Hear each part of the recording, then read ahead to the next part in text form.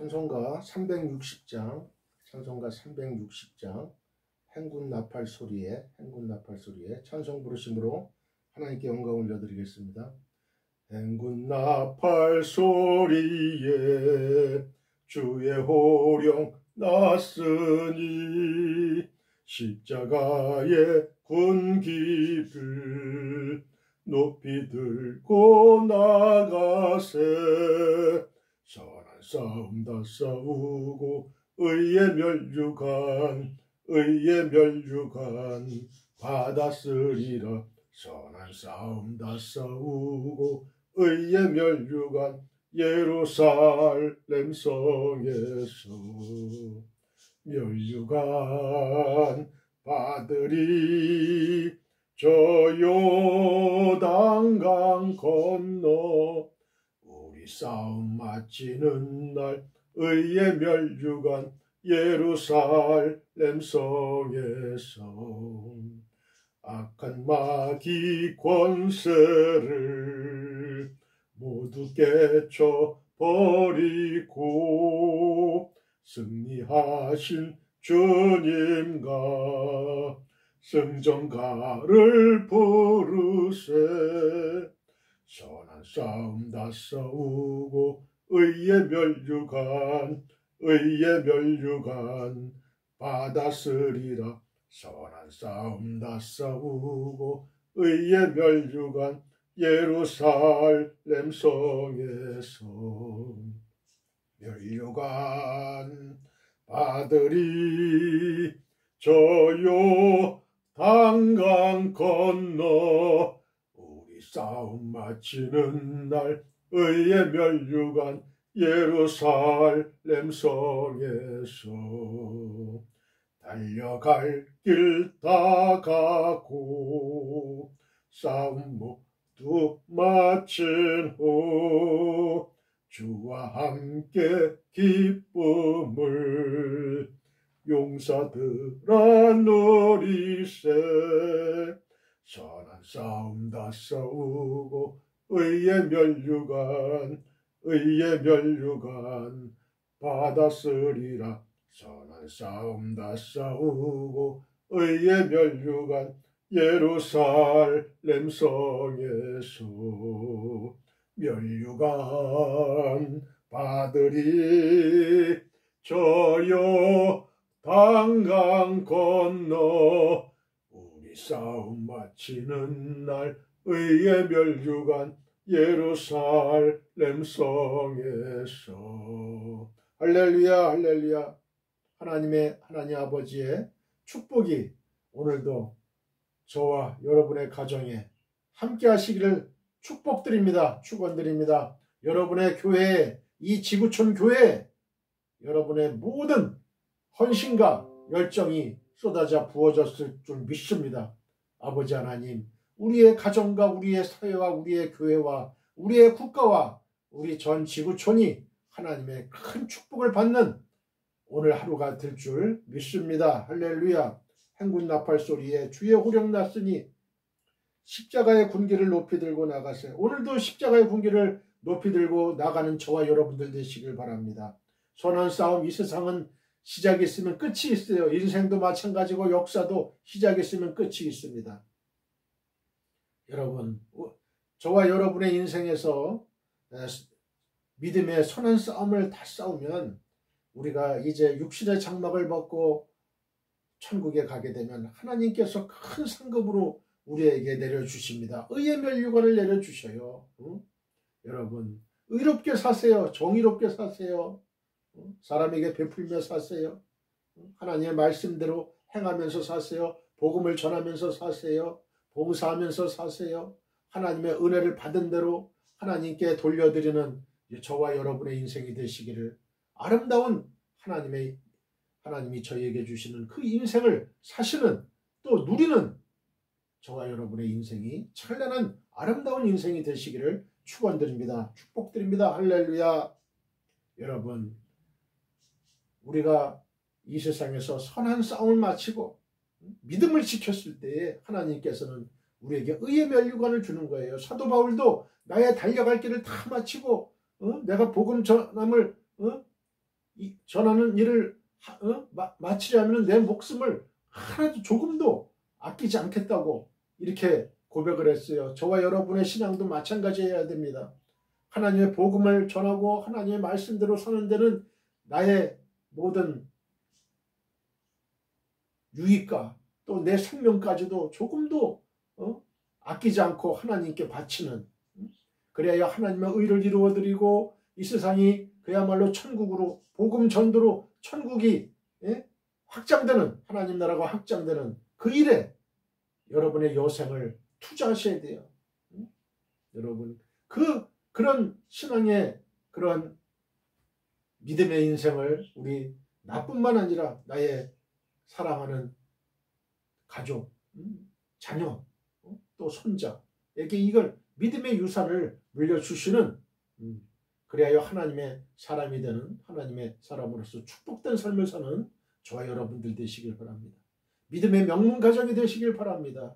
우리는 이 땅의 삶은 나그네 삶이에요. 우리의 모든 평가는 이 땅에서의 우리의 행함으로, 하나님의 말씀을 행함으로 그 열매를 우리는 이 땅에서 기대해서는 안 돼요.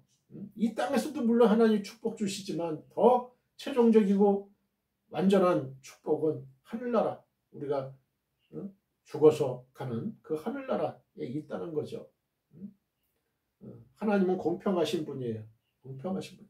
심은 대로 거두리라 말씀하셨죠. 심은 대로 거두리라. 저는 사람들의 죽음을 이렇게 보면서 너무나 안타까운 마음이 있어요. 야, 저게 죄의 값이구나, 죄의 삭시구나. 아담과 하와, 우리 인류의 조상인 아담과 하와가 하나님의 말씀을 거역함으로 말미암아, 불순종함으로 말미암아서 이런 결과가 나왔구나. 육신의 죽음뿐만 아니라 하나님과 우리와의 영적인 교제도 단절이 되었구나. 박수치는 자는 누구냐? 씩 웃는 저 사탄마귀예요. 사탄마귀. 여러분, 사탄마귀의 게임에 빠져가지고 우리가 죄를 짓게 됐잖아요. 너무나 안타까운 일이에요. 너무나 슬픈 일이에요. 그걸 피부로 느낍니다. 그걸 뼛속 깊이 느껴요. 우리가 영화를 보고 영화를 열어서 그런 사실을, 죽음의 사실을 볼 때에 그 죽음의 원인이 뭐냐 이거예요. 그건 바로 불순종이, 하나님 말씀에 대한 불순종. 그래서 하나님은 철저하게 이스라엘 백성들을 40년 광야 생활하게 하면서 철저한 순종을 가르쳤던 거죠. 철저한 순종. 순종이면 축복이고 영광이에요. 그러나 불순종이면 죽음이에요. 죽음. 자, 359장 한 장 더 찬송 부르심으로 하나님께 영광 올려드리겠습니다. 359장, 천성을 향해 가는 성도들아, 천성을 향해 가는 성도들아, 앞길의 장애를 두려워 말라. 성령이 너를 인도하시리니 왜 지체를 하고 있느냐. 앞으로 전성을 향해 나가세. 전성문만 바라고 나가세. 모든 전사 너희를 영접하러 문 앞에 기다려서 있네. 너 가는 길을 누가 비웃거든 확실한 증거를 보여주어라. 성령이 친히 감화하여 주사 그들도 참기를 찾으리.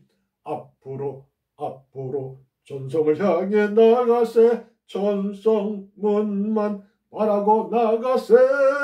모든 전사 너희를 영접하러 문 앞에 기다려서 있네. 너 가는 길을 모두 가기 전에 내 손에 든 검을 꽂지 말아라. 저 마귀 흉에 모두 깨뜨리고 끝까지 잘 싸워 이겨라. 앞으로 전성을 향해 나가세. 전성문만 바라고 나가세. 모든 전사 너희를 영접하러 문 앞에 기다려 서 있네.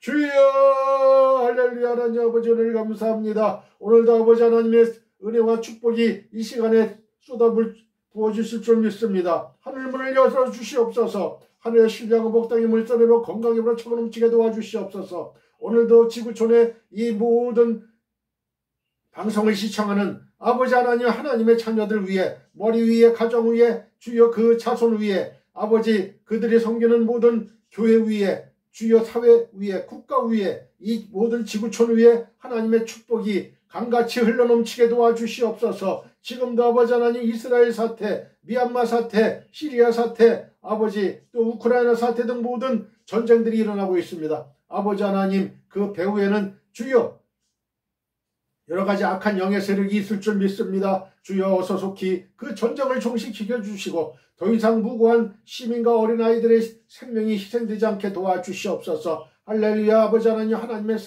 샬롬의 축복이 이 땅에 임할 수 있게 하시고 이제 며칠 후면 우리 주님 예수님 탄생하는 아버지 그러한 탄생절이 돌아옵니다. 아버지 하나님 주여 주님은 이 땅에 평화를 주시기 위해서 오셨습니다. 아버지 하나님 그 평화가 하늘의 평화가 이 땅에 임할 수 있게 도와주시옵소서. 할렐루야. 아버지 하나님 너희 안에 평안이 있을지어다. 우리 주님 부활하신 후 천마디가 평안할지어다 말씀하셨습니다. 성령을 받으라 말씀하셨습니다. 아버지 하나님 얼마나 귀한 말씀이기에 주여 우리 주님 부활하시고 나서 말씀하셨겠습니까? 저희들 이 시간에 성령 충만을 받고 또한 마음의 평안을 얻는 그러한 놀라운 하늘의 축복을 받을 수 있게 도와주시옵소서. 이 시간에 여러 가지 기도 문제를 가지고 나왔습니다. 우리 육신의 문제, 영적인 문제 모든 걸 가지고 나왔사오니 아버지 하나님 저희의 모든 문제들이 이 시간에 이슬같이 구름같이 아버지 하나님 눈같이 사라질 줄 믿습니다. 할렐루야. 이 시간에 하나님의 영광을 보여주시옵소서. 하나님을 만날 수 있는 그러한 믿음의 축복도 허락하여 주시옵소서. 영안을 열어주는 축복도 주시옵소서. 영적인 귀가 활짝 열려서 하나님의 말씀이 30배, 60배, 100배의 결실을 얻을 수 있게 도와주시옵소서. 내 마음밭이 옥토밭이 되게 도와주시옵소서. 할렐루야. 이 시간에 저희의 원하는 모든 기도 제목들이 주여 이 시간에 말끔하게 다 해결받는 저희들 되게 도와주시옵소서. 그러기 위해서는 저희의 마음의 문을 먼저 열어야 됩니다. 하나님 예수님을 구주로 영접해야 됩니다. 하나님 아버지 이 시간에 성령의 충만함을 받을 수 있게 도와주시고 하늘의 지혜와 총명으로 함께하여 주시옵소서. 성령의 은사와 성령의 열매들이 주렁주렁 맺힐 수 있는 이 시간 되게 도와주시옵소서. 아버지 하나님 먼저 너희는 그 나라와 그 일을 먼저 구하라. 그리하면 이 모든 것이 너희에게 더하시겠다 말씀하셨사오니 아버지 하나님 먹고 입고 사는 자고 하는 모든 것보다는 이방인들이 구하는 것입니다. 그것보다는 먼저 하나님의 나라와 하나님의 일을 먼저 구할 때에 하나님께서 역사하십니다. 저희와 함께 하십니다. 성령께서 함께 하십니다. 아버지 하나님 저희들 먼저 영적인 하나님의 일에 먼저 매진하는 그리하여 기도에 축복을 받는 응답을 받는 모든 지구촌의 성도들이 되게 도와주시옵소서. 이 시간에 아버지 하나님 부족한 종을 하나님 강단에 세워주셨습니다. 아버지 하나님의 말씀이 강력하게 아버지 하나님 이 시간에 선포될 수 있게 도와주시고 그 선포에 하나님의 말씀이 주여 저희의 심령과 골수를 찔러 쪼개는 놀라운 능력의 말씀이 되어서 저희의 모든 안병이 사라지고 저희의 있는 모든 머리끝부터 발까지 붙어 있는 모든 질병들이 이 시간에 사라지게 도와주시고 마귀 한 길로 왔다 일곱 길로 도망가는 그런 역사가 일어나게 도와주시옵소서. 이 시간에 성부 성자 성령 하나님께서 온전히 붙잡아 주실 줄 믿사옵고 공개 흐름까지도 주님께서 역사하여 주시옵소서. 감사하며 주 예수 그리스도의 거룩하신 이름으로 감사하며 기도했습니다. 아멘. 할렐루야 할렐루야 할렐루야. 오늘도 기쁘고 즐겁고 좋은 날입니다. 성령이 바람같이 불같이 생수같이 이 시간에 임할 줄 믿습니다. 할렐루야. 사랑하는 성도 여러분, 우리는 주님의 지상명령을 따라 우리의 일평생을 전도와 선교를 해야 할 책임과 권리를 갖고 있어요. 너희는 땅끝까지 이르러 내 책임이 되리라고 예수님이 직접 말씀하셨지요. 우리는 우리의 가까운 가족, 친족, 친구, 지인, 회사, 동료 등에게 이태호 목사의 유튜브 및 페이스북 등에서 설교 방송을 시청하라고 권하시면 됩니다. 검색창에 이태호 목사 설교라고 치면 저의 설교 영상을 시청하실 수가 있어요. 다른 이야기는 하지 마시고 하나님의 감동적이고 은혜로운 말씀이 있으니 한번 시청하라고만 하시면 됩니다. 바로 그것이 전도요 선교입니다. Dear fellow believers, we have the responsibility and right to evangelize and to missions throughout our lives according to the Lord's great command. You have been my witnesses to the ends of the earth, said Jesus himself. We can recommend our close family, relatives, friends, acquaintances, and company colleagues to watch Pastor Littlew's sermon broadcast on YouTube and Facebook. If you type Pastor Littlew's sermon in the search box, you can watch my sermon video. Don't talk about anything else. There are God-moving and gracious words, so you just have to watch it. That is evangelism missions. 오늘의 설교 제목은 제자들을 격려하시는 예수님 완입니다. 본문은 요한복음 21장 1절로부터 14절이에요. 자, 저를 따라해 보세요. 제자들을 격려하시는 예수님. 다 같이 본문을 읽겠습니다. 그 후에 예수께서 디베랴 호수에서 또 제자들에게 자기를 나타내셨으니 나타내신 일은 이러하니라. 시몬 베드로와 디도무라 하는 도마와 갈릴리 가나 사람 나다나엘과 세베대의 아들들과 또 다른 제자 둘이 함께 있더니 시몬 베드로가 나는 물고기 잡으러 가노라 하니 그들이 우리도 함께 가겠다 하고 나가서 배에 올랐으나 그날 밤에 아무것도 잡지 못하였더니 날이 새어갈 때에 예수께서 바닷가에 서셨으나 제자들이 예수이신 줄 알지 못하는지라. 예수께서 이르시되 얘들아 너희에게 고기가 있느냐? 대답하되 없나이다. 이르시되 그물을 배 오른편에 던지라. 그리하면 잡으리라 하시니 이에 던졌더니 물고기가 많아 그물을 들 수 없더라. 예수께서 사랑하시는 그 제자가 베드로에게 이르되 주님이시라 하니 시몬 베드로가 벗고 있다가 주님이라는 말을 듣고 겉옷을 두른 후에 바다로 뛰어내리더라. 다른 제자들은 육지에서 거리가 불과 한 50칸쯤 되므로 작은 배를 타고 물고기 든 그물을 끌고 와서 육지에 올라보니 숯불이 있는데 그 위에 생선이 놓였고 떡도 있더라. 예수께서 이르시되 지금 잡은 생선을 좀 가져오라 하시니 시몬 베드로가 올라가서 그물을 육지에 끌어올리니 가득히 찬 큰 물고기가 153마리라. 이같이 많으나 그물이 찢어지지 아니하였더라. 예수께서 이르시되 와서 조반을 먹으라 하시니 제자들이 주님이신 줄 아는고로 당신이 누구냐 감히 묻는 자가 없더라. 예수께서 가셔서 떡을 가져다가 그들에게 주시고 생선도 그와 같이 하시니라. 이것은 예수께서 죽은 자 가운데서 살아나신 후에 세 번째로 제자들에게 나타나신 것이라. 오늘은 5절까지만 보겠습니다. 요한복음은 총 21장으로 구성되어 있는데 결론은 20장 30절로 31절 말씀에 이미 나와 있습니다. 예수께서 제자들 앞에서 이 책에 기록되지 아니한 다른 표적도 많이 행하셨으나 오직 이것을 기록함은 너희로 예수께서 하나님의 아들 그리스도이심을 믿게 하려 함이요 또 너희로 믿고 그 이름을 힘입어 생명을 얻게 하려 함이니라고 밝히고 있습니다. 이 요한복음 21장은 부록과 같아요. 요한복음이 기록된 목적은 두 가지예요. 하나는 사람들로 하여금 예수 그리스도께서 하나님의 아들이신 것을 믿게 하는 것이고 다른 하나는 예수 그리스도를 믿게 함으로써 영원한 생명을 얻게 하려는 것이다. 이런 얘기죠. 예수님의 생애에서 많은 기적들과 사건들이 있었지만 이 두 가지 목적에 부합하는 것들만 추려서 기록한 것이 바로 요한복음서예요. 요한복음을 기록한 목적을 밝혔으면 책장을 접어야 합니다. 그런데 한 장을 더 할애하고 있어요. 요한복음 21장은 꼭 하고 싶은 말을 덧붙이는 부록과 같은 성격을 띠고 있습니다. 그런 의미에서 사도 요한은 모든 이야기를 끝내고 21장을 통해서 간절한 마음으로 한두 가지 사실을 추가하고 있습니다. 그 주제는 사랑하는 제자들을 향하신 예수님의 격려입니다. 몇 년 전에 국내 서점가에 칭찬은 고래도 춤추게 한다는 책이 출간돼서 관심을 모은 적이 있습니다. 켄 블랜차드가 지었죠. 21세기 북수사에서 발행된 것이죠. 이 칭찬이 고래도 춤추게 한다는 거예요. 고래도.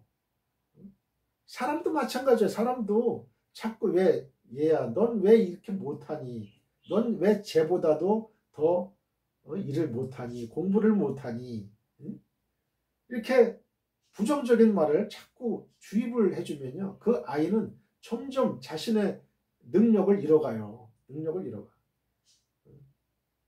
식물도 마찬가지예요. 식물도 마찬가지, 동물도 마찬가지예요.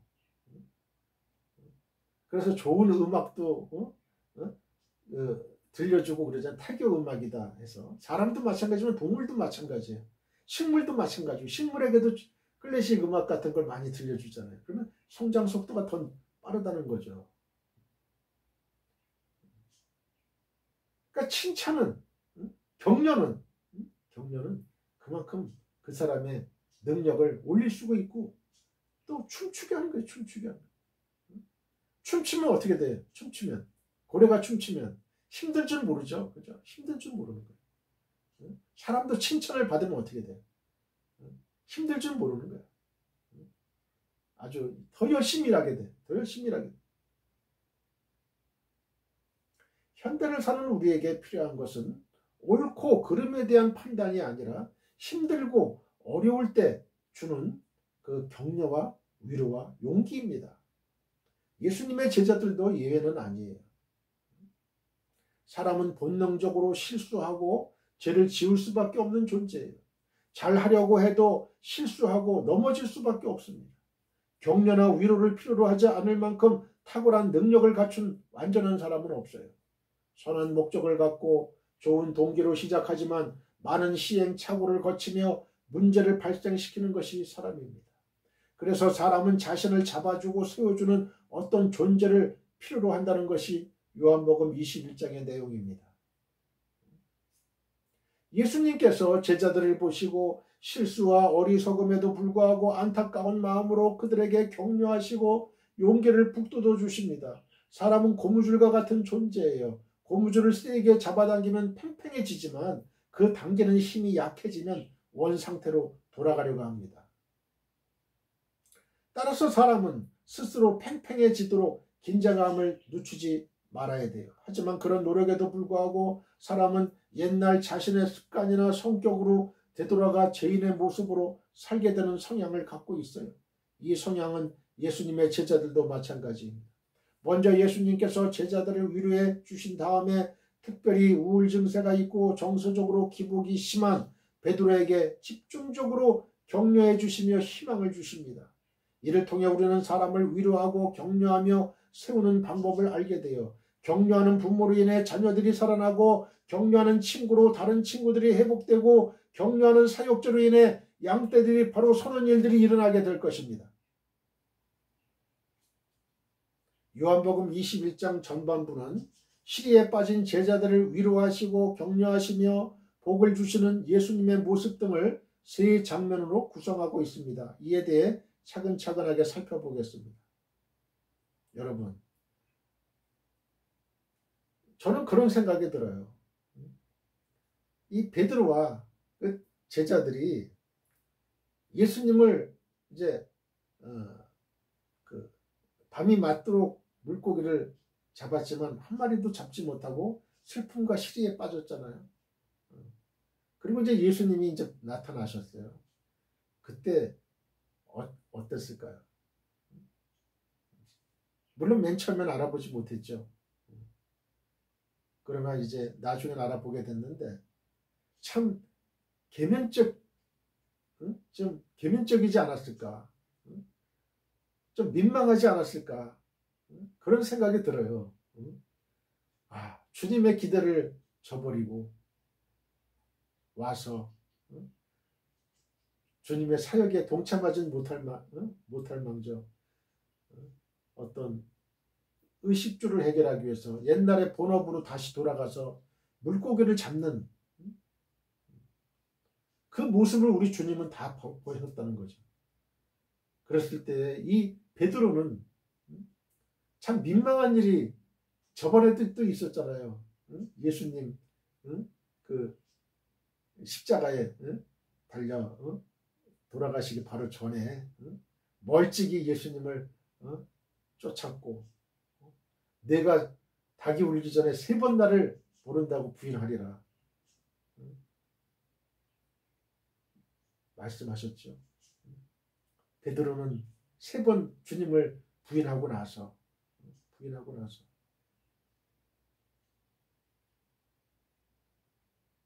예수님이 오셨을 때 내가 나를 사랑하느냐? 내가 나를 사랑하느냐? 그럴 때 그 대답할 때 참 얼마나 가슴이 답답했겠어요. 그죠? 답답했겠어요.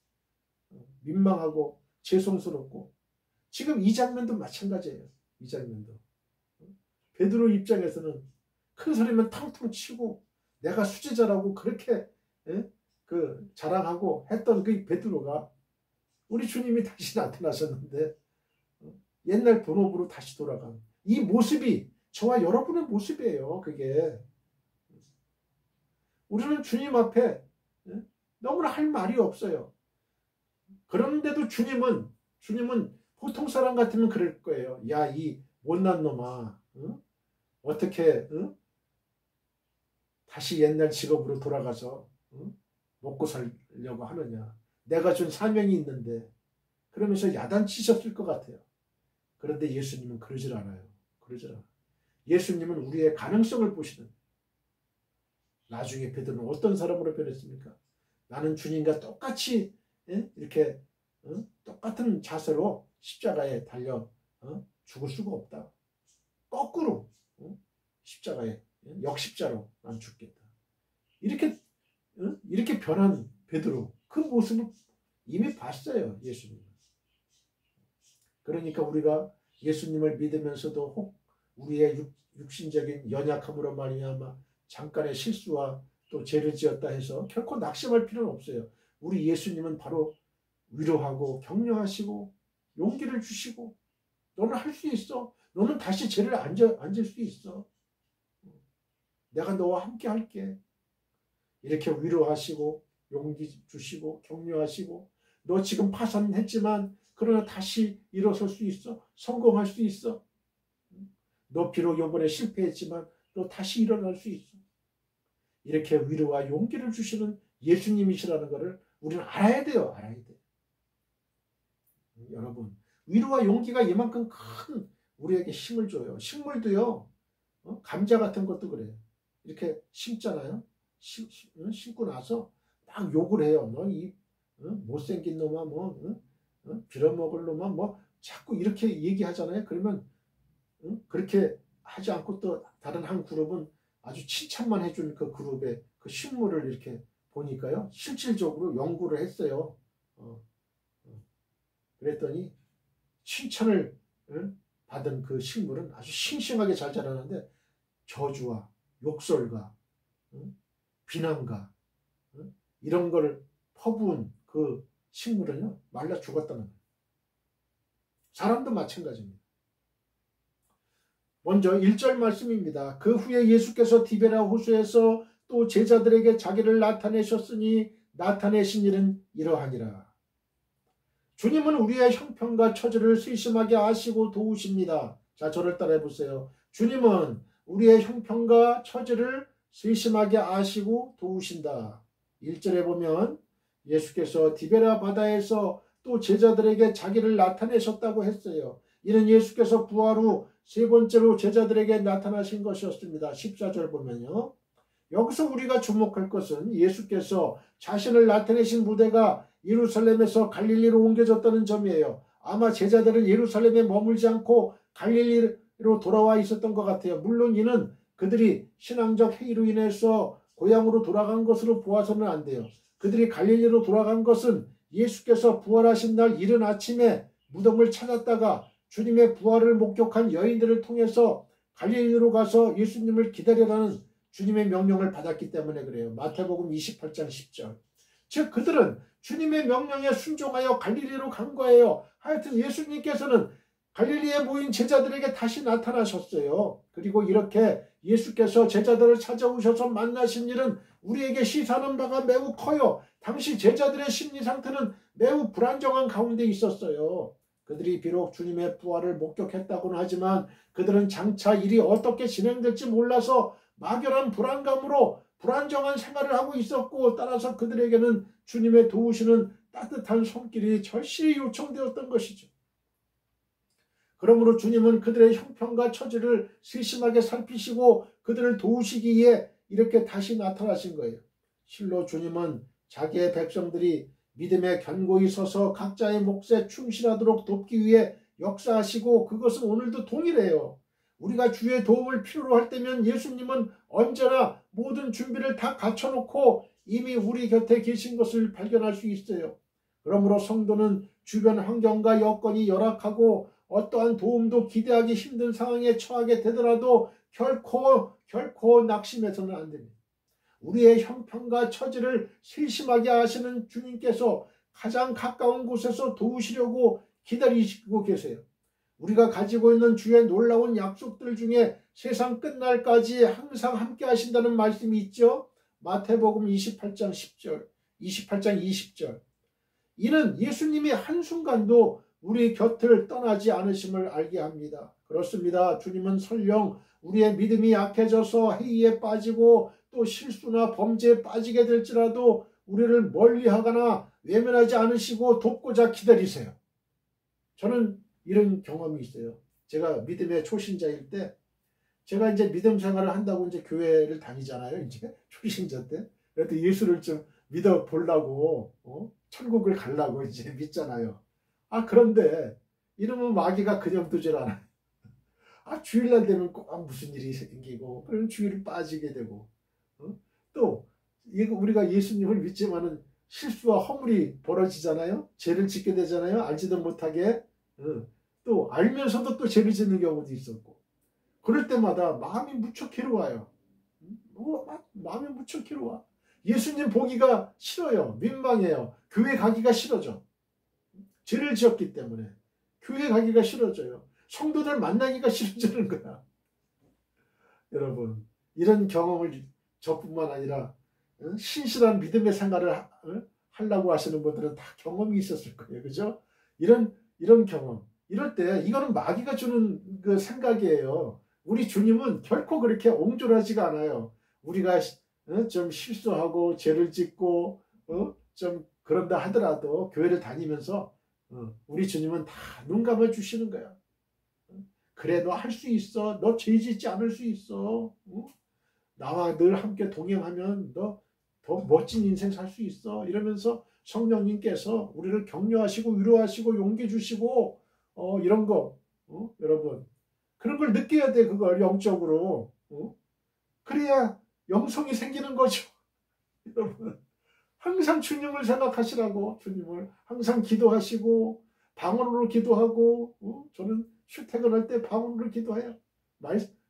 또 찬양하고 말씀 묵상하고 항상 그러라고요. 그러면 주님이 항상 같이 있잖아요. 내 마음속에 우리 주님을 일깨우세요. 일깨우시라고. 그래서 같이 동행하시라고요. 같이 동행하시고. 여러분, 내가 몇 번 실수하고 죄 졌다고 해서 나 천국 못 가는 거 아니야? 지옥 가는 거 아니야? 이렇게 생각하지 마시고, 하나의 프로세스예요. 과정이에요. 어느 인간이나 육신을 입은 인간은 다 죄인이야. 죄성을 갖고 있어요. 단지 그 횟수를 점점 줄여 나간다는 것뿐이에요. 횟수가 줄어들었어. 그러니까 너무 걱정하지 마시고, 예수님 오히려 죄 짓게 되면 실수와 허물을 나타내게 되면 더 예수님께 가까이 가야 돼. 가까이. 왜? 그럴수록 예수님은 우리를 격려하시고 용기를 주시잖아요. 지금 제자들에게, 베드로에게. 의사를 필요로 하는 것은 건강한 사람이 아니라 병든 사람임을 예수님은 잘 아시기 때문에 그래요. 마태복음 9장 12절 13절. 여러분, 병은 자랑하라고 했어요. 여러분, 의사라고 다 같은 의사입니까? 아니죠. 의사라고 다 같은 의사가 명의가 있어요. 명의. 아주 실력이 출중한 명의가 있어. 그렇지 못한 돌팔이 의사도 있고, 돌팔이 의사 찾아가면은 사람 죽어요. 살릴 병도 죽어. 여러분, 어느 병원에 가면 죽은 자도 곧 죽을 사람도 살리는 병원이 있고, 어느 병원에 가면 살릴 사람도 죽여. 여러분, 여러분, 교회라고 다 같은 교회예요? 아니에요. 여러분, 천국으로 인도하는 교회가 있고 지옥으로 인도하는 교회가 있어요. 천국으로 인도하는 목사가 있고 지옥으로 인도하는 목사가 있어요. 여러분, 잘 구별할 줄 알아야 돼요. 여러분, 그러니까 병은 자랑하라 그랬어요. 그러면 그 경험을 갖고 있는 사람이 요 약자를 쓰면 된다. 이 의사를 찾아가면 된다. 어느 병원을 가면 된다. 어느 교회를 가면 된다. 어느 기도원을 가면 된다. 어느 주의 종이, 주의 사자가 능력 있는 종이다. 그 종을 찾아가야지. 여러분, 그러지 않으면 죽어요. 죽어. 영원히 죽어. 영원히 죽으면 육신이 죽는다는 말이에요. 의사를 필요로 하는 것은 건강한 사람이 아니에요. 병든 사람. 병든 사람이에요. 여러분, 병이 들었기 때문에 의사를 찾는 거죠. 건강한 자에게는 의원이 쓸데없고 병든 자에게라야 의원이 쓸데있다. 예수님 말씀하셨잖아요. 건강한 사람들에게는 의사가 필요하지 않아요. 여기서 우리는 두 가지 사실을 교훈받게 되는데요. 하나는 우리의 처지가 어떠하든지 아직 절망하기에는 이르다는 것이고요. 또 하나는 언제든지 도움이 필요한 사람들을 우리가 외면해서는 안 되겠다는 것입니다. 여러분, 우리가 어떤 처지에 있든지 아직 절망하기에는 이르다 이거예요. 여러분, 저는 고려 거란 전쟁을 좀 보고 있는데요.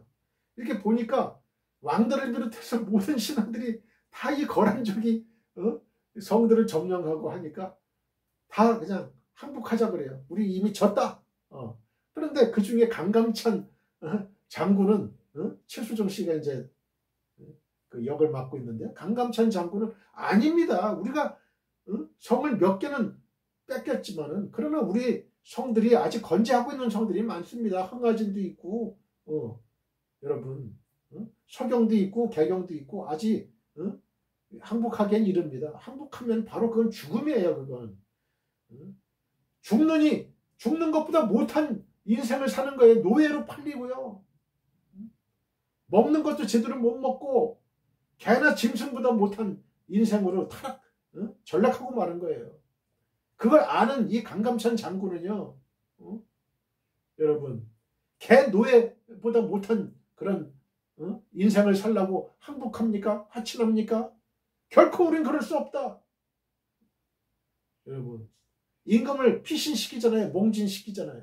그러면서도 싸우잖아요. 흥하전에 도순검사가 와가지고 곽주성을 탈환하고 거란족은 진퇴양난의 위기에 빠지잖아요. 여러분, 호랑이에게 물려가도 정신만 바짝 차리면 사는 거예요. 여러분 인생이 어떠한 인생의 위기에 있습니까? 아직 절망하기에는 이르다는 겁니다. 왜? 우리 하나님이 아직 계시기 때문에 그래요. 하나님을 붙잡으세요. 흔히들 자기보다 형편이 낫고 좋고 자신에게 도움이 될 수 있는 이들은 가까이 하면서도 그렇지 못한 이들은 외면하는 경향이 있는데요. 이것은 성도가 추구해서는 안 되는 생활 방식이에요. 예수의 마음, 예수의 정신을 가진 이들은 도움을 받을 만한 그런 사람이 아니라 도움을 줄 사람을 찾는 법이에요. 내가 어떤 사람을 도와줄까? 이 사람을 찾는 거지. 나에게 내가 어떤 도움을 받을 수 있나? 그 사람을 찾는 게 아니에요. 공경에 처한 이들을 도울 힘이 충분히 있는데도 외면하는 사람은 결코 참 그리스도인이라고 볼 수가 없습니다. 그리고 주께서도 그가 도움을 청할 때 외면하실 것입니다. 그러므로 우리는 어떠한 처지에서도 주께서 우리를 돕기 위해 곁에서 기다리신다는 사실을 깨달아서 더욱 믿음에 견고히 설 뿐만 아니라 우리의 도움을 필요로 하는 사람의 부르짖음을 결코 외면하지 말아야 하겠습니다. 여러분, 오히려 절망과 위기 속에 오히려 더 하나님을 붙잡아야 돼요. 마귀에게 항복하면 안 돼요. 그러면 마귀의 종이 되는 거야. 지옥 백성이 되는 거야. 이건 완전히. 끝까지 우린 주님을 믿어야 돼. 주님, 내가 어떠한 처지에 있든지, 죽음의 상황에 있든지, 어떤 상황이 있더라도 우리는 예수님만 믿어야 돼. 믿고 의지해야 돼요. 붙잡아야 돼요. 믿음이 자꾸 흔들려가지고 예수 믿어도 아무 소용도 없어. 오히려 축복은커녕 저주와 그 화만 생기고, 이거 다 이게 마귀의 장난이에요. 마귀의 장난. 예수 믿지 못하게 만드는 거예요. 그 시험을 이기고 겪어 나가면 찬란한 하나님의 축복의 생애가 기다리고 있는 거야. 그 터널을 조금만 지나면은 빛과 같은 인생이 여러분에게 주어질 줄 믿습니다. 할렐루야. 출애굽기 3장 7절로 8절입니다. 여호와께서 이르시되 내가 애굽에 있는 내 백성의 고통을 분명히 보고, 하나님은 우리의 고통을 분명히 보고 계세요. 지금 그들이 그들의 감독자로 말미암아 부르짖음을 듣고 그 근심을 알고, 여러분 하나님은 우리의 근심을 아세요. 내가 내려가서 그들을 애굽인의 손에서 건져내고 내가 마귀의 손에서 그들을 건져낸다. 그들을 그 땅에서 인도하여 아름답고 광대한 땅, 젖과 꿀이 흐르는 땅, 곧 가나안 족속, 헷 족속, 아모리 족속, 브리스 족속, 히위 족속, 여부스 족속의 지방에 데려가게 하노라. 천국으로 우리를 데려가게 한다 이거예요. 젖과 꿀이 흐르는 땅. 하나님이 하신 말씀은 절대 실언이 없어요. 땅에 떨어지는 법이 없어요. 반드시 성취됩니다. 할렐루야. 이것이 믿음입니다. 할렐루야. 마태복음 6장 31절로 34절입니다. 그러므로 염려하여 이르기를 무엇을 먹을까 무엇을 마실까 무엇을 입을까 하지 말라. 이는 다 이방인들이 구하는 것이라. 너희 하늘 아버지께서 이 모든 것이 너희에게 있어야 할 줄을 아시느니라. 그러니 너희는 먼저 그의 나라와 그의 일을 구하라. 그리하면 이 모든 것을 너희에게 더하시리라. 그러므로 내일 일을 위하여 염려하지 말라. 내일 일은 내일이 염려할 것이요 한날의 괴로움은 그날로 족하니라. 아멘. 2절 말씀을 봅니다. 시몬 베드로와 디두모라 하는 도마와 갈릴리 가나 사람 나다나엘과 세베대의 아들들과 또 다른 제자 둘이 함께 있더니, 총 몇 명이에요? 7명. 성도가 각자의 경험을 함께 나누는 것은 유익한 일입니다. 자, 저를 따라해 보세요. 성도가 각자의 경험을 함께 나누는 것은 유익한 일이다. 2절에 보면 베드로를 위시해서 7명의 제자가 한 곳에 모여 있었다고 했어요. 이렇게 그들이 한 곳에 모여 있었던 것에 대해서는 이전에 하던 일을 다시 하고자 의논하기 위함이라는 주장이 있습니다. 이는 3절에서 제자들이 물고기를 잡으러 간 사실에 그 근거를 두고 있죠. 그러나 이러한 주장보다는 그들이 주님의 명령에 따라 마태복음 28장 10절 주님을 만나기 위해 기다리며 그들이 체험한 신비한 경험, 곧 주님의 부활 사건에 대해 서로 이야기를 나누기 위함이었다고 보는 게 더 합당합니다. 아마도 그들이 경험한 주의 부활이 너무도 놀랍고 신비한 일이었기 때문에 그것에 대해, 그리고 앞으로의 일에 대해 진지하게 논의하고 싶었을 것입니다. 이처럼 성도들에게는 각자의 경험을 나누는 교제의 시간이 필요해요. 하나님은 한 분이시지만 그 역사는 다양하기 때문에 이러한 교제를 통해서 그분이 역사하시는 방법들을 이해할 수 있는 거예요. 여기에는 교회의 지도자들도 예외가 되지 않습니다. 영적 나눔을 소홀히 하거나 외면하는 이들은 자칫 독단에 빠지기 쉽고, 하나님의 역사가 분명함에도 자신이 생각하는 것과 다르다는 이유로 사탄의 역사로 단정하는 잘못을 범하게 되기 쉽습니다. 우리는 은사와 직임, 역사의 다양성을 이해해야 합니다. 그리고 이러한 이해의 폭을 넓히는 방법이 성도 상호 간의 영적 나눔이에요. 이것은 서로에게 유익을 주는 일이므로 자주 가지는 것이 바람직합니다. 자신의 경험만 절대적으로 옳고 다른 사람의 경험은 옳지 않다고 생각하는 이들은 하나님의 역사의 무지함을 스스로 드러내는 거예요. 따라서 교회의 지도자들은 교회 공동체가 이 같은 문제들을 해결하는 장이 되도록 이끌지 않으면 안 됩니다. 교회가 영적 나눔의 장이 되지 못하면 믿음이 약한 이들은 이단자들의 미혹에 넘어가 멸망에 빠지게 될 수도 있어요. 사탄은 성도들의 면면을 유심히 살펴보고 그들의 심리를 파악한 후에 가장 효과적인 방법을 택하여 공략하기 때문에 교회가 세심하게 배려하지 않는다면 많은 이들이 사탄의 공격에 노출될 수밖에 없어요. 베드로전서 5장 8절로 9절. 초대 예루살렘 교회의 특징 가운데 하나가 교제를 힘쓴 것임을 우리는 잘 압니다. 사도행전 2장 45절로 47절. 우리는 주께서 나에게 주시는 모든 것은 그것이 영적인 것이든지 물질적인 것이든지 모두 다른 이들과 함께 나누라고 주시는 것임을 항상 유념하고 나눔을 실천해야 돼요.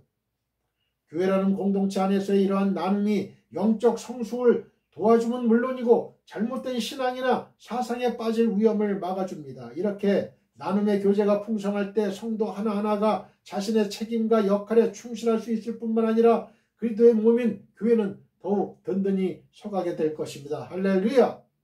사도행전 2장 37절로 42절입니다.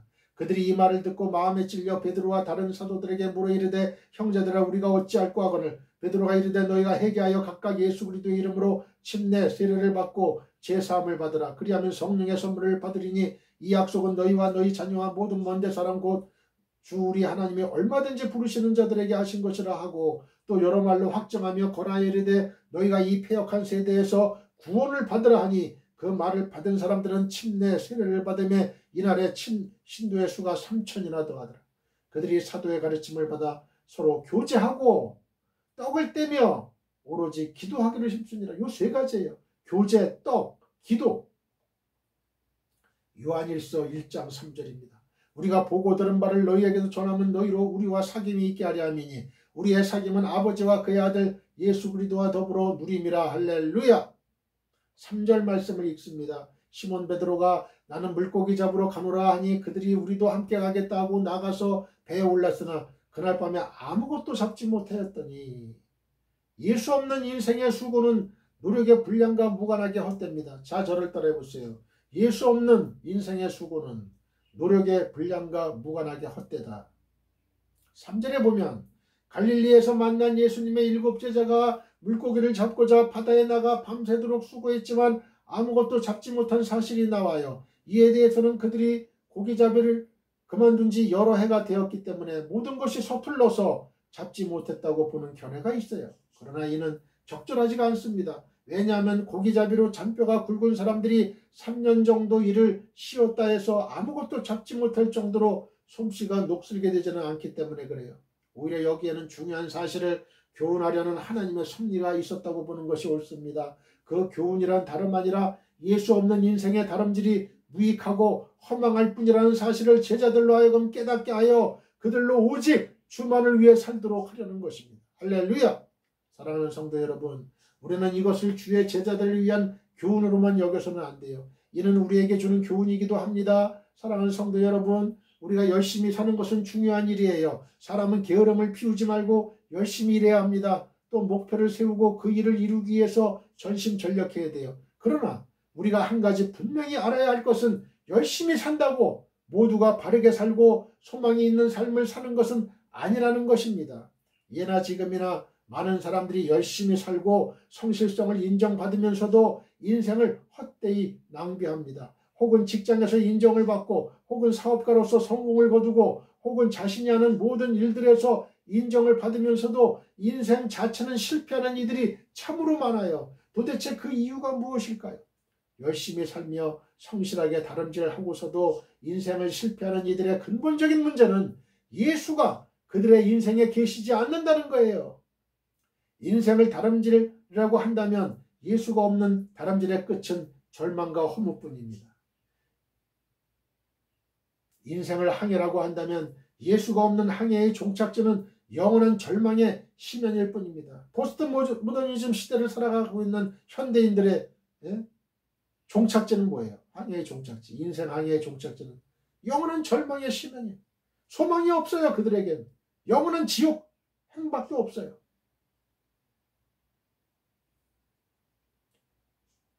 그것은 예수에게만 생명이 있기 때문에 그래요.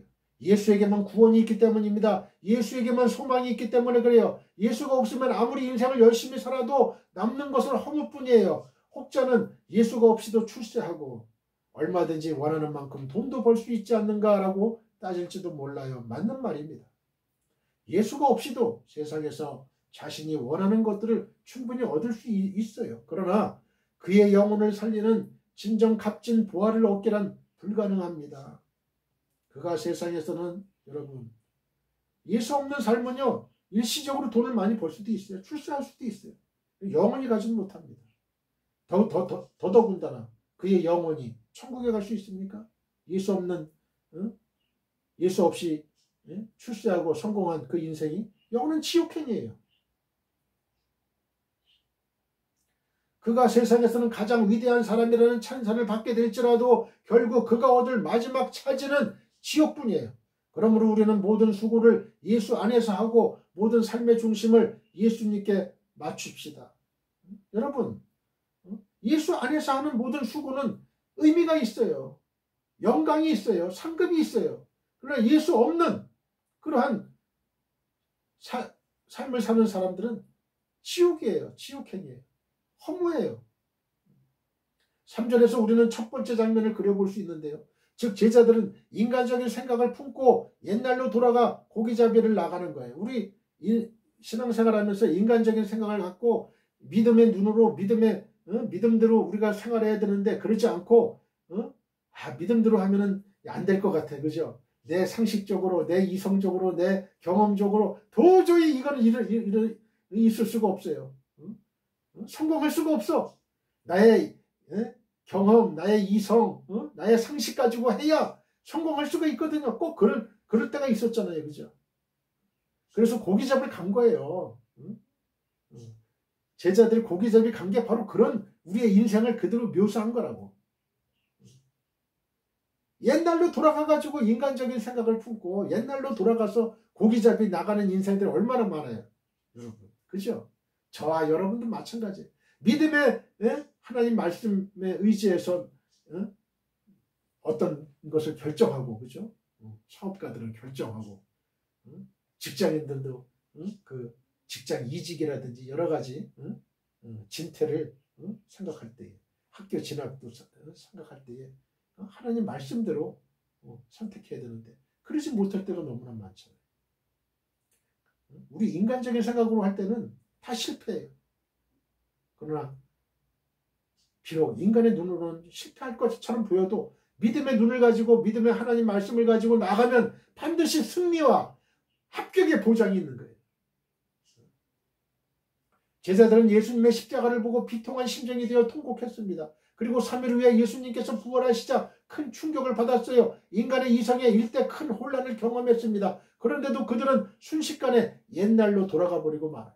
우리 꼭 고무줄이 팽팽하게 이렇게 당겼다가 탁 넣으면 다시 오므라들잖아요. 그죠? 그걸 마찬가지. 3절 말씀을 통해 우리는 4가지 사실을 발견할 수 있는데요. 첫째로 사람은 누구나 과거로 회귀하는 속성을 갖고 있다는 거예요. 제자들은 3년 동안 예수님을 따라다니며 고기잡이를 잇고 있다가 마지막 순간에 다시 그물을 집어들고 갈릴리 바다로 나간 거예요. 둘째로 지도자의 역할의 중요성입니다.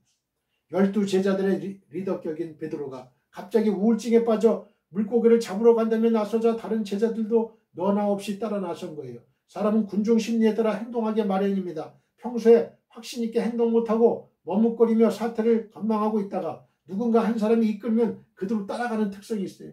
우리가 사랑하는 베드로는 유감스럽게도 옛날로 돌아가고 맙니다.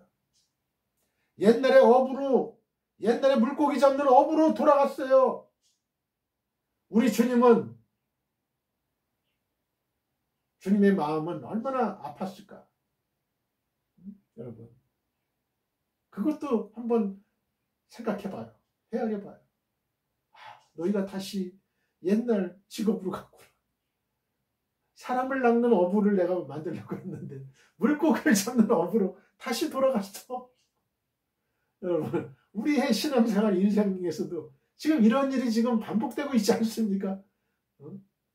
사람을 낚는 어부의 그 인생을 살아야 되는데 하나님이 주시는 말씀의 인생을 살아야 되는데 다시 옛날로 돌아가. 다시 인간의 이성과 상식과 경험을 갖고 판단하려고 하고 그렇게 그런 옛날의 생활로 예수 없는 생활로 돌아가려고 하는 그런 습성이 있다 이거예요. 아직도. 그걸 완전히 끊어버려야 돼. 그걸 끊어버려. 그 단계가 있어요. 신앙의 단계가 있다. 그래서 다른 제자들도 베드로를 따라가요. 리더의 말과 행동은 다른 사람들에게 많은 영향력을 미치게 돼요. 만약 그 리더가 긍정적이고 건설적인 사람이라면 주위의 상황을 정리할 것이에요. 그러나 만약 그 리더가 비판적이고 냉소적이며 상처투성이의 사람이라면 주위에 악영향을 미칠 거예요. 여러분, 저는 고려 거란 전쟁을 보면서 그 왕의 역할이 얼마나 큰 거를 다시 한번 또 느껴요. 여러분, 왕은 항복하지 말자는 주의였어요. 다른 대신들은 다 항복하자 이거예요. 지금 거란이 지금 서경을 지금 공략하고 있습니다. 서경이 지금 함락당하면 개경, 왕이 있는 개경 곧 함락됩니다. 그럴 바에는 빨리 지금 항복해가지고 화친의 조건을 좀 더 유리하게 가져갑시다.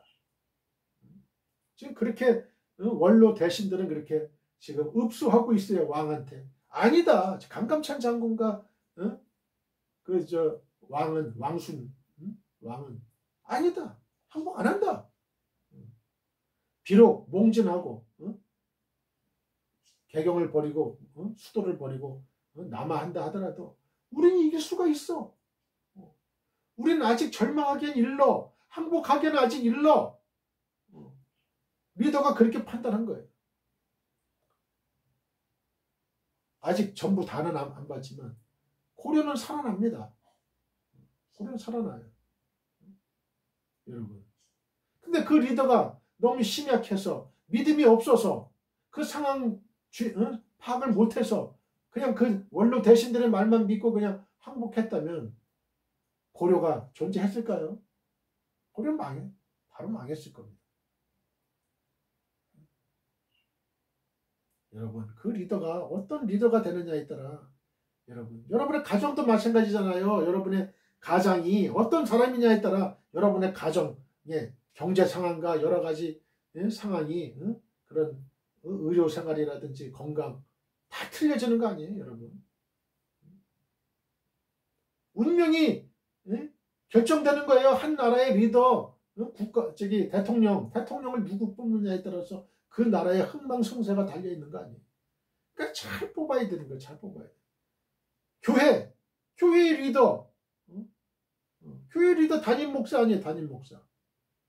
잘 뽑아야지. 잘 뽑아야지. 그 교회가 더 부흥되고 더 신앙으로 무장되고 그런가 하면 어떤 교회는 무너져버려. 그냥 무너져버려. 다 이단에 넘어가고 서울 강동구의 오륜교회 그 목사님 그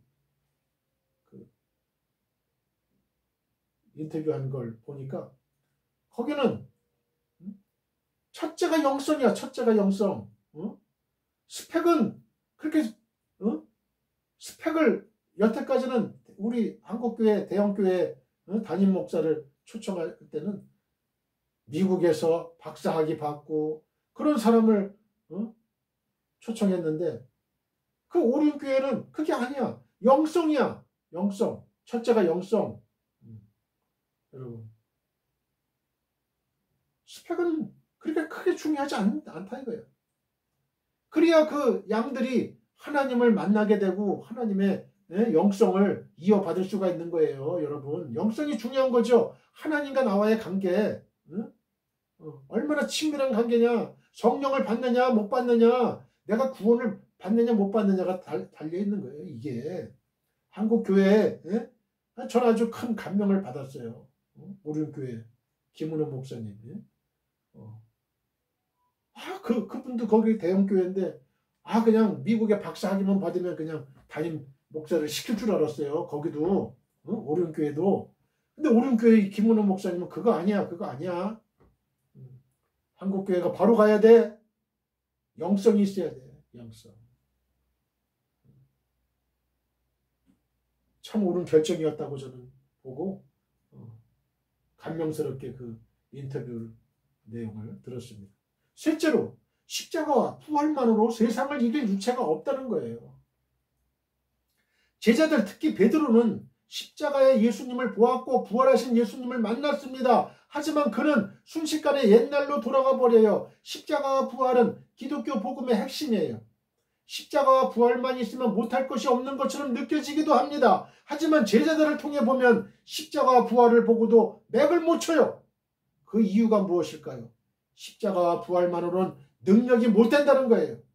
그 위에 성령님의 기름 부으심이 있어야 되는 거예요. 아무리 성능 좋은 자동차가 있어도 기름을 넣고 시동을 걸어야 달릴 수 있듯이 십자가와 부활의 진리 위에 성령님의 임재가 있어야 죄악과 죽음의 권세를 이길 수 있는 권능을 갖게 되는 거예요. 그렇다면 베드로와 다른 제자들의 실질적인 변화는 오순절에 성령님을 체험한 후부터라고 말할 수 있어요. 그들은 성령 충만을 받은 후부터 순교자의 인생을 살게 됩니다. 따라서 오늘날 성령 공부도 중요하고 제자 훈련도 중요하지만 성령 충만의 역사가 더욱 중요한 것이 되는 거예요. 성령을 받지 못하면 구원 못 받는 거예요.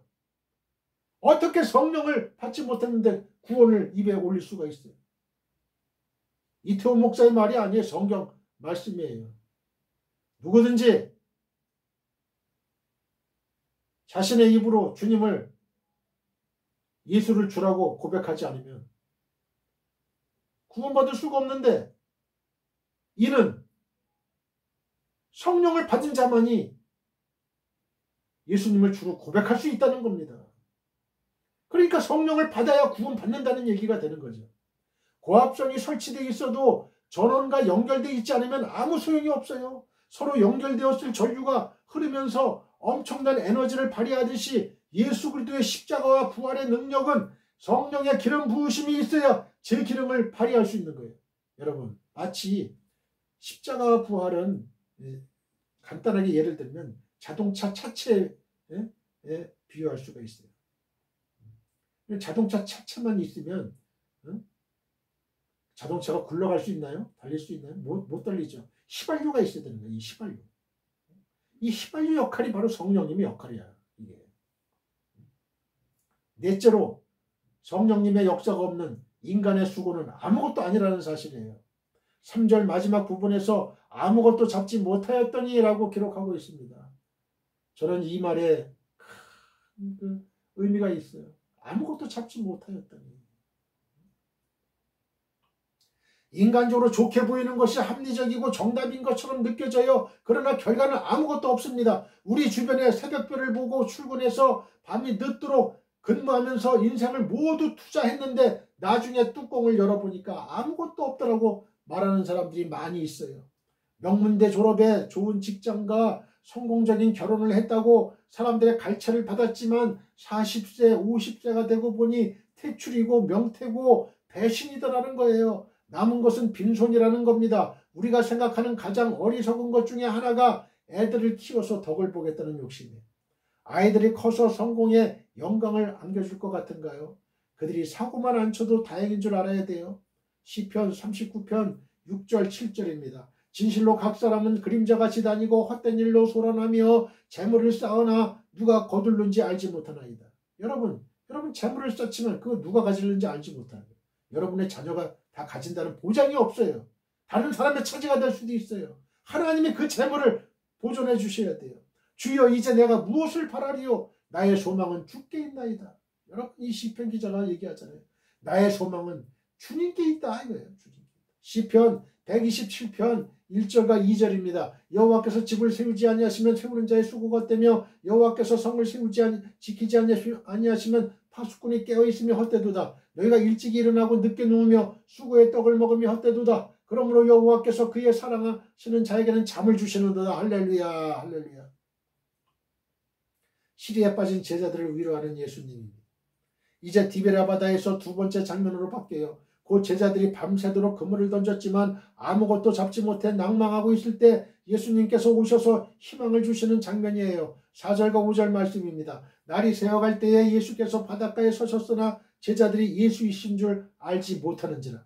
예수께서 이르시되 얘들아 너희에게 고기가 있느냐? 대답하되 없나이다.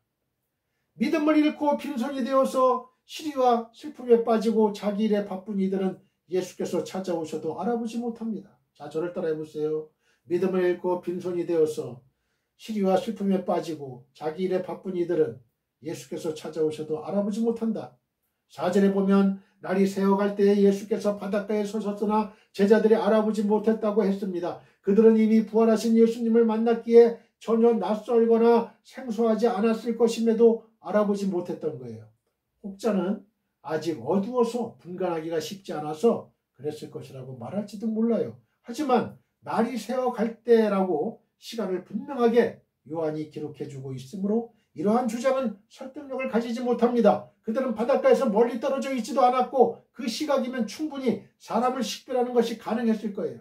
따라서 우리는 그들이 예수님을 알아보지 못한 것은 믿음을 잃고 빈손이 되어서 시리와 슬픔에 빠졌고 그들의 관심이 온통 고기 잡는 일에 쏠려 있었기 때문이라고 보아야 돼요. 밤새도록 수고했어도 얻은 게 없었으므로 그들은 다른 데 눈길을 둘 여유가 도무지 없었던 거예요. 여러분, 우리가 그랬잖아요. 우리가 주식에 미치고 부동산에 미치고 그러면 어떻게 돼요? 예수는 안 보여. 돈만 보여. 돈만 떠다니는 것만 보여. 예나 지금이나 많은 사람들이 예수 만날 기회를 놓치는 이유가 이거예요.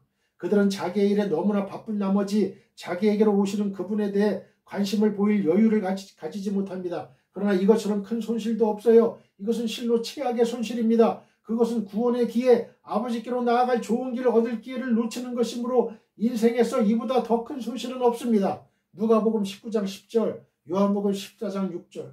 복음을 들을 때에 자신의 일이 너무 바쁘다고 외면하거나 뒤로 미루는 이들은 다시 없는 좋은 기회를 스스로 저버리는 것과 같아요. 그런데 자기 일에 바빠서 자기에게 찾아오시는 예수님을 알아보지 못하는 것은 성도라고 예외일 수가 없어요.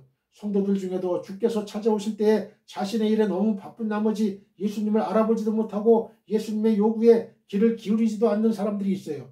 예수님이 찾아오실 때에 우리는 어디에 있고 또 무엇을 하든지 다 중단하고 예수님에게로 달려갈 준비가 되어 있지 않으면 안 돼요. 바울처럼 예수 그리스도 중심으로 사는 이들은 어떤 처지, 어떤 형편 가운데 있을지라도 예수님을 알아보고 예수님의 목소리를 경청하게 마련입니다. 예수를 믿으면서도 여전히 자기가 자기 인생의 주인인 사람들이 예수님을 알아보지 못하고 자신의 이름은 바쁜 법이에요. 주의 이름을 부르는 성도가 자기를 위해서 살고 또 자기의 이름은 분주하다면 그는 소망이 땅에 있는 사람이고 아래 것을 추구하는 불신자와 다름없음을 우리는 유념해야 돼요. 적어도 진실한 성도는 자신의 몸과 인생의 주인이 누구인지를 알기에 삶의 포커스를 예수님에게 맞추고 살아갑니다. 그래서 예수님이 무슨 일을 명하시고 또 요구하시는 게 무엇인지 알기에 힘쓰고 또 그 뜻대로 따르는 거예요. 주의 이름을 부른다고 모두 성도가 되는 건 아니에요. 성도답게 사는 자가 진정한 성도이고 주의 인정을 받게 됩니다. 표면적 유대인이 유대인이 아닌 것처럼 로마서 2장 28절 표면적 그리스도인 역시 그리스도인이 아님을 유념하고 우리 모두가 부단히 자기를 살펴야 되겠습니다. 5절에 보면 믿음을 떠나 인생에서 실패한 사람들에게 예수님께서 말을 걸어오셔요. 고기잡이에 실패한 제자들에게 예수님께서 얘들아 너희에게 고기가 있니? 하고 말을 건네십니다. 제자들은 예수님의 음성을 알아듣지 못합니다. 오늘날 예수님께서 끊임없이 우리에게 너 괜찮니? 아프진 않니? 살만하니? 라고 말을 걸어오십니다. 다만 우리가 그 음성을 듣지 못하고 있을 뿐이에요. 그리고 예수님께서 시키신 대로 하면 기적을 보게 됩니다. 기적은 사람으로 하여금 눈을 뜨게 하고 예수님을 보게 합니다. 마태복음 25장 41절부터 46절입니다. 또 왼편에 있는 자들에게 이르시되 저주를 받은 자들아 나를 떠나 마귀와 그 사자들을 위하여 예비된 영원한 불에 들어가라. 내가 죽을 때에 너희가 먹을 것을 주지 아니하였고 목마를 때에 마시게 하지 아니하였고 나그네 되었을 때에 영접하지 아니하였고 헐벗을 때에 옷 입히지 아니하였고 병들었을 때와 옥에 갇혔을 때에 돌보지 아니하였느냐 하시니 그들도 대답해 이르되 주여 우리가 어느 때에 주께서 줄이신 것이나 목마르신 것이나 나그네 되신 것이나 헐벗으신 것이나 병드신 것이나 옥에 갇히신 것을 보고 공양하지 아니하다이까. 이 임금이 대답해 이르시되 내가 진실로 너에게 이르노니 이 지극히 작은 자 하나에게 하지 아니한 것이 곧 내게 하지 아니한 것이니라 하시리니 그들은 영벌에 의인들은 영생에 들어가리라 하시니라. 아멘. 누가복음 14장 15절로 24절입니다. 함께 먹는 사람 중에 하나가 이 말을 듣고 이르되 무릇 하나님의 나라에서 떡을 먹는 자는 복되도다 하니 이르시되 어떤 사람이 큰 자치를 베풀고 많은 사람을 청하였더니 잔치할 시각에 그 청하였던 자들에게 종을 보내어 이르되 오소서 모든 것이 준비되었나이다 하며 다 일치하게 사양하여 한 사람은 이르되 나는 밭을 샀으며 아무래도 나가 보아야 하겠으니 청컨대 나를 양해하도록 하라 하고 또 한 사람은 이르되 나는 소 5겨리를 샀으며 시험하러 가니 청컨대 나를 양해하도록 하라 하고 또 한 사람은 이르되 나는 장가들었으니 그러므로 가지 못하겠노라 하는지라.